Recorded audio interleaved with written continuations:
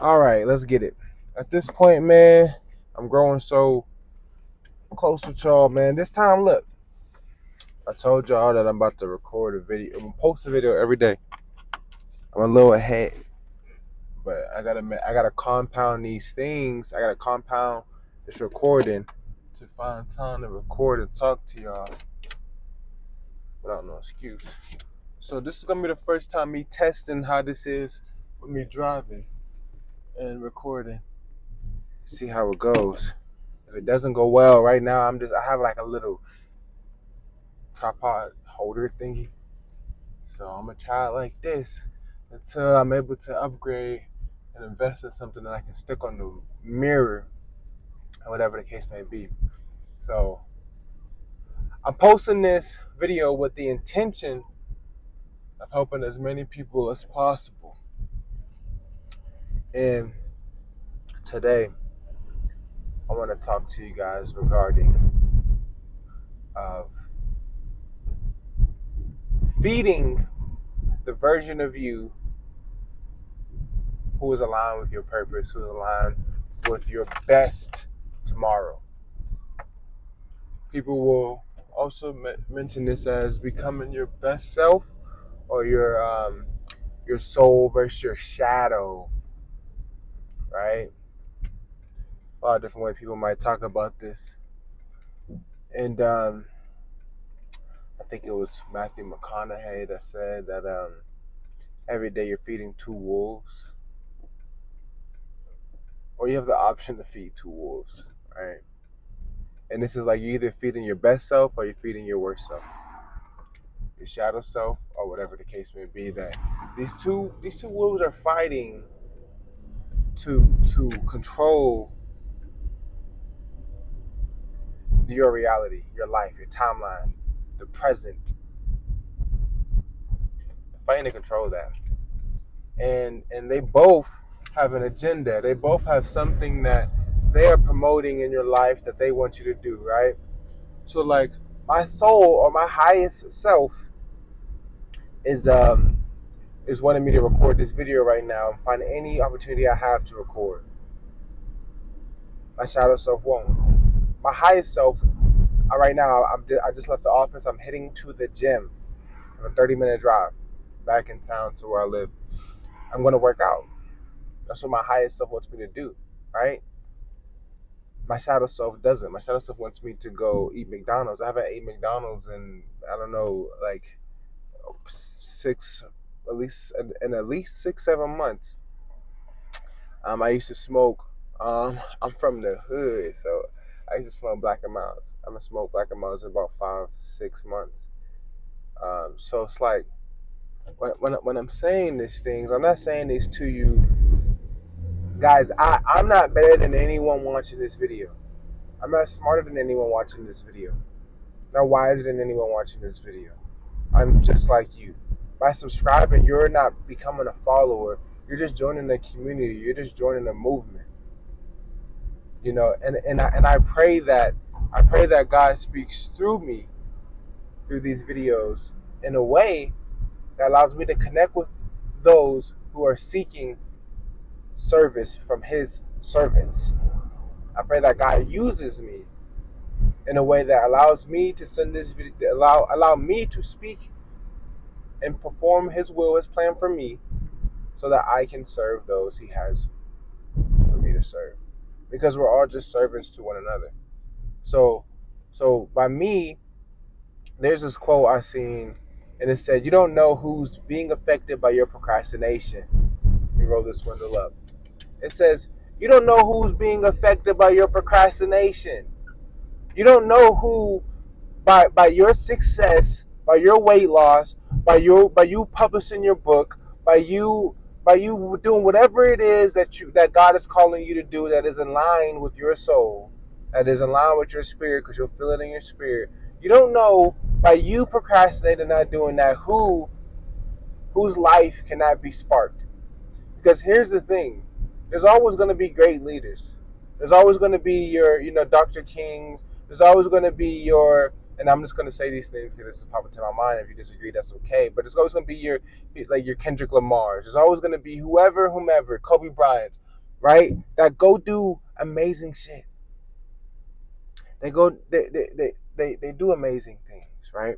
And I'm not perfect. So if you see me use an unpopular word or a curse word or something like that, this is just me being a vulnerable and just being completely transparent and genuine and authentic. Again, please do not. I don't have a savior complex. I don't have this better than anyone else complex, and I'm not going to fake it.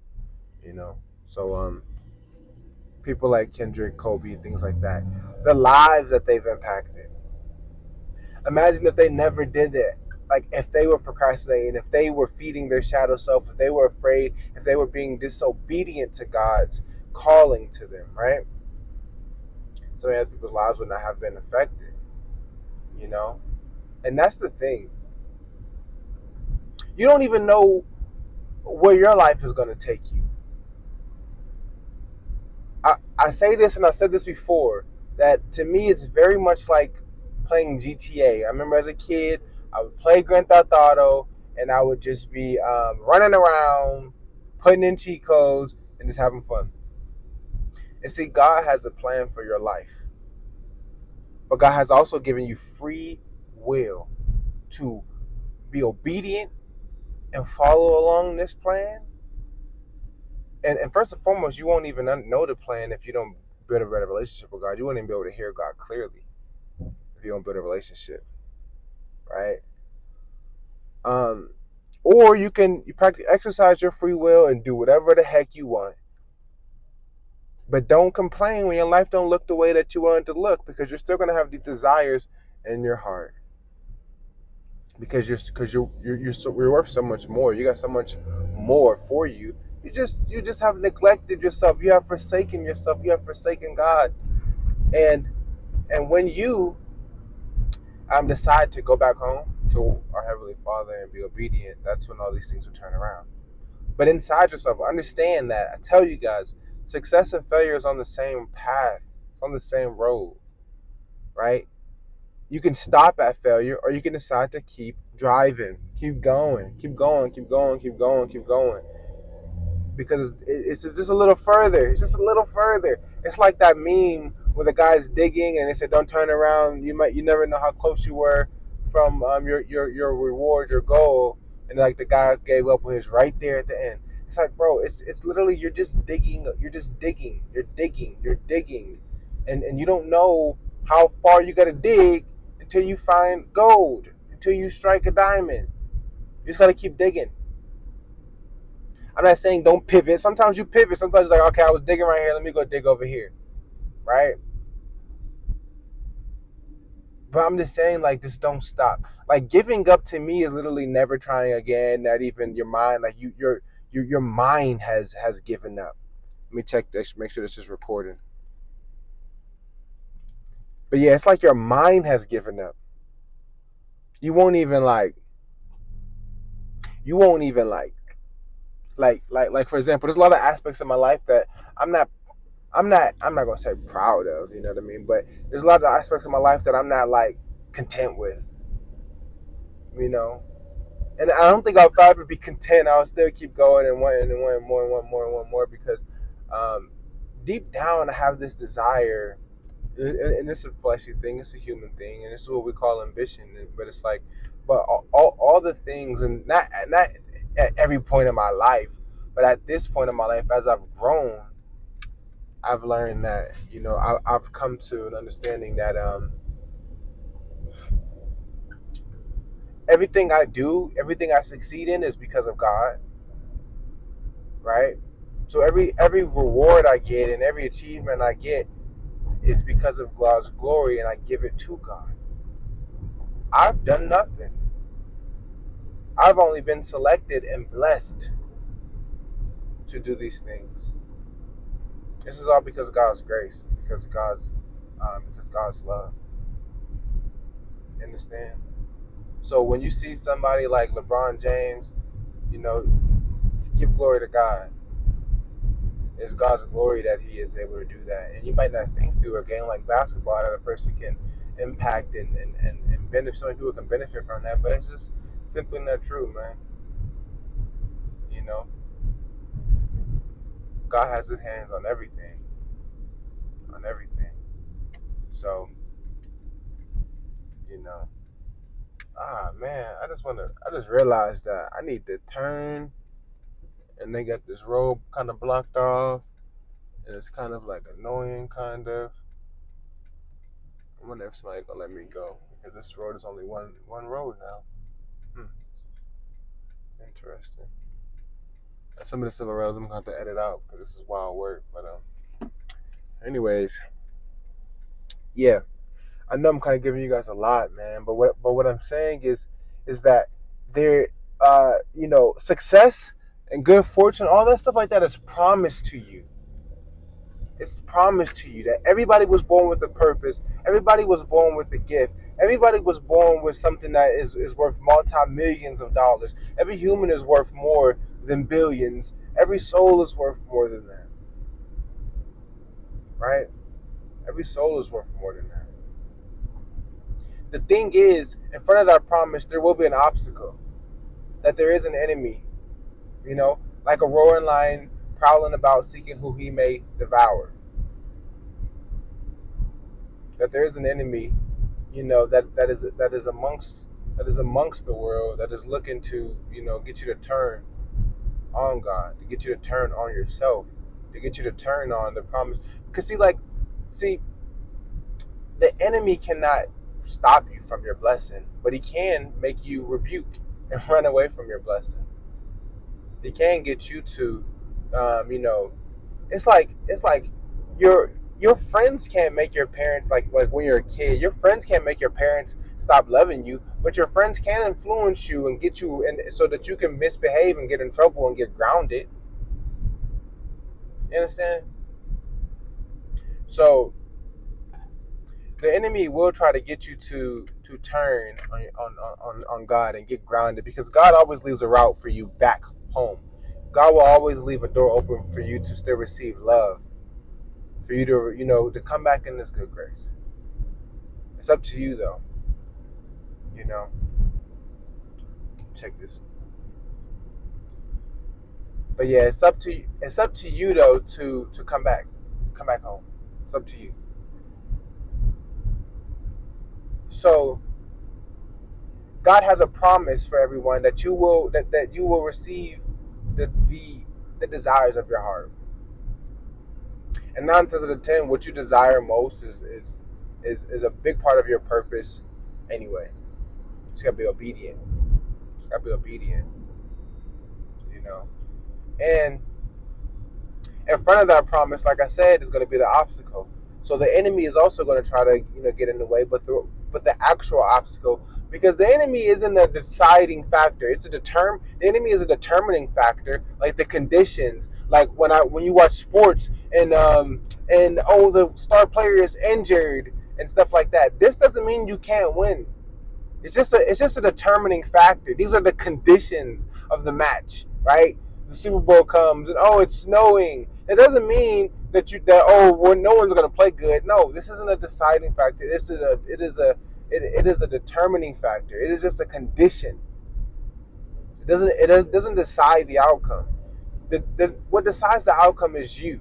Are you still gonna try? Are you still gonna give it your all? Are you still gonna show up? Right?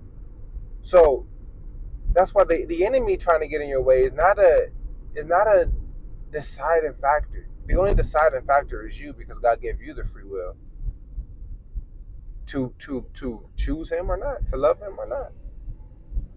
Right? So in front of the promise God has for you, the thing blocking that is you.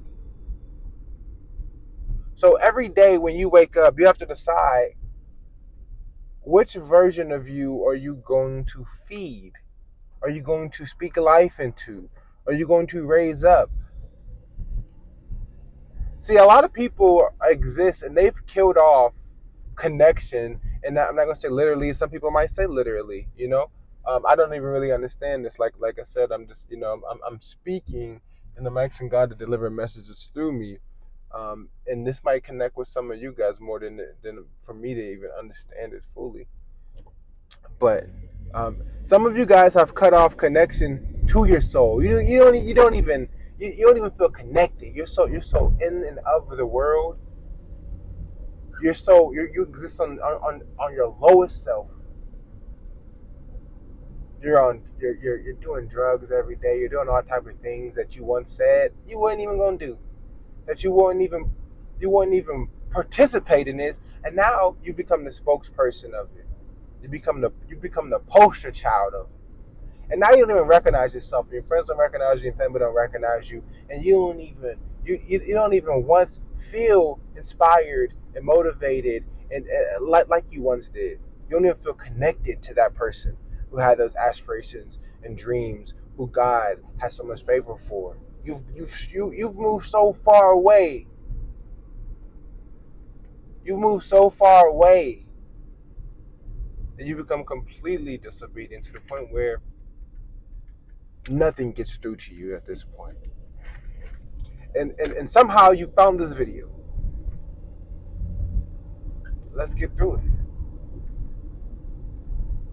Which version of you will you feed? Will you feed the one? Will you raise up the side of you, the version of you that wants your demise? Or will you feed and raise up the version of you that will be the most fulfilling, that will be the most impactful to the world, to yourself? See, the thing is, how will you leave the world when you're gone? Every day I'm working on myself to become better because I understand that right now I'm not good enough. But understand that there's no difference between me now and the version of me that will leave the greatest impact possible that I have the ability to do on the world. There's no difference between me and that person now. See, this is the whole thing, and let me take this time again. This is why Kendrick Lamar had dropped one of the best albums ever known to man, To Pimp a Butterfly, because it talks about how people will throw so much shade and treat the caterpillar so horrible, and then treat the butterfly like this majestic, unicorn of a creature, right? But it's the same person. It's the same thing. It's the same being. It has just transformed. See, right now, you can be a caterpillar. And when you wake up every day and you choose to pour into yourself, when you choose to choose and feed your soul and not your flesh, then that's when you can start your metamorphosis, where you can become a butterfly that you already are. But it is pivotal. It is imperative that you make that decision or remain a caterpillar for the rest of your life.